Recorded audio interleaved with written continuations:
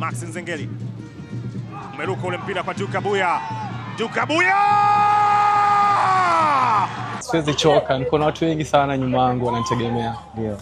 Siwezi choka. Hii ni Pinpoint na leo ni naye Duke Abuya, kiungo wa chini wa Yanga, ambapo hadi sasa kwenye NBC Premier League amecheza dakika 1303, mechi 16, goli 1, assist 5, akichukua tuzo moja ya nyota bora wa mchezo. Leo ninamchambua na kumchakata katika mambo makuu manne yanayomfanya awe miongoni mwa viungo bora zaidi kwenye NBC Premier League msimu huu. Jambo la kwanza ni kwenye progressive passing. Kama kiungo wa chini, Duke Abuya huwa hapendi kupiga back pass, anapenda kupiga pasi ambazo zinavunja mistari ya timu pinzani. Anapokea mpira, anascan, kisha anachagua pasi ya mbele inayotoa timu chini na kuipeleka timu juu, na hiyo ndiyo kazi namba 6 ama kiungo wa chini wa kisasa, kusogeza timu kutoka chini na kuipeleka kwenda kushambulia kwa haraka zaidi. Jambo la pili ni kiungo ambaye ana press resistance. Duke Abuya akiwa chini ya pressure huwa hababaiki, anatumia body orientation vizuri, anatoka kwenye pressure kwa utulivu. Hii inasaidia timu kubaki na control na kuepuka kupoteza mpira kwenye maeneo ya hatari. Jambo la tatu, reaction baada ya kupoteza mpira. Hapa ndipo viungo wengi wanapokosea, lakini Duke Abuya anafanya immediate reaction, maamuzi ya haraka zaidi. Anajaribu kurecover mpira kwa haraka na anaitumia njia hiyo kuzuia mashambulizi ya kushtukiza, na hii inaitwa rest defense ama counter press. Jambo la 4 ni positioning yake, namna ambavyo anajiweka kiwanjani. Kila muda Duke Abuya anapenda kukaa katikati kama outlet, anatoa option ya kupokea mpira mbele ya mabeki wakati wa Yanga. Hii inafanya timu iwe na connection kati ya ulinzi na eneo la kushambulia. Duke Abuya anaonyesha vitu vitatu muhimu vya kiungo wa chini wa kisasa: progressive passing, press resistance na defense reaction.